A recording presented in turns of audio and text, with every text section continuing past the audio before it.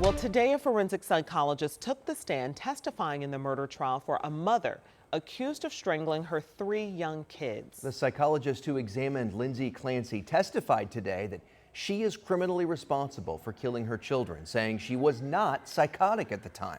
Clancy pled guilty by reason of insanity, saying she suffered from acute postpartum psychosis when she killed the children at their Massachusetts home. This trial has brought renewed attention to postpartum psychosis, the condition which only recently started getting recognition by the medical community. NBC's Erica Edwards explains. And clear up the closing doors, please.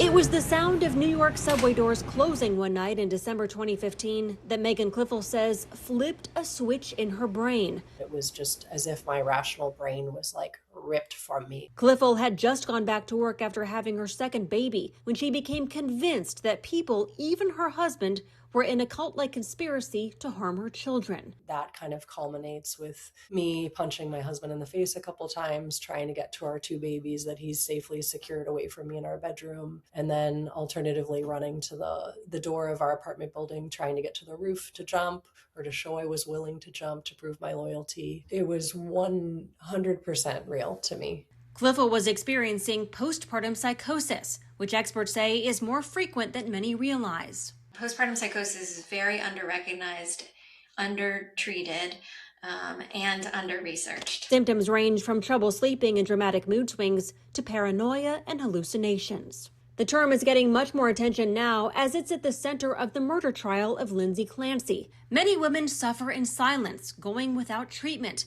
The condition is only beginning to get recognized by the medical establishment. It isn't in the DSM, the manual published by the American Psychiatric Association, which doctors turn to treat mental health conditions. But the same organization does acknowledge mothers can suffer from these medical emergencies. It says in as many as 2 in 1,000 births. Colleagues of mine have been championing this with the DSM for many years. The University of North Carolina's Dr. Crystal Schiller treats postpartum psychosis. Are medical students even learning about this, postpartum psychosis?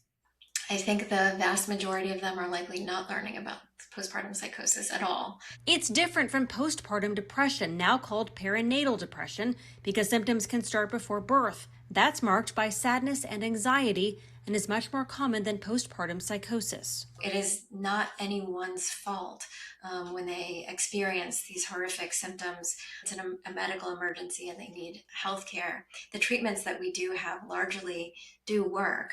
And so if women can get access to high quality care quickly, that's really the best that we can do.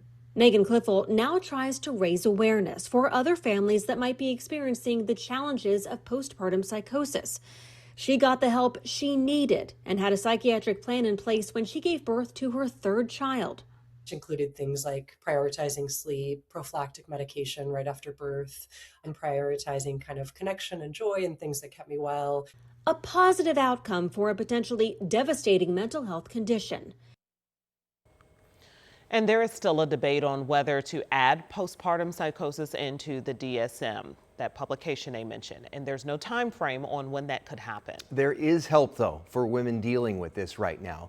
We'll put it on the screen here. You can visit postpartum.net for resources or call the number right there, 833-TLC-MAMA.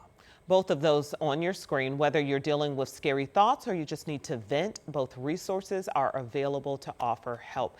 It's important to get caregivers like partners, birthing partners, family members, making them involved and aware of this too. Have that conversation. Absolutely.